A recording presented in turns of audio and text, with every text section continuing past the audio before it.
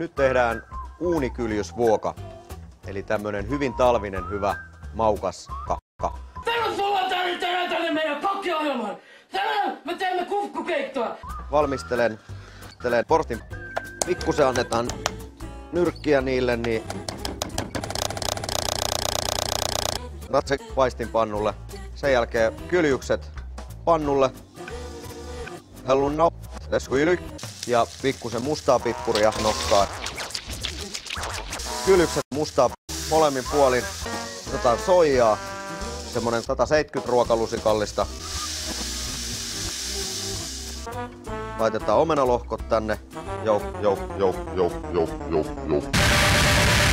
Noin. Sitten uuni.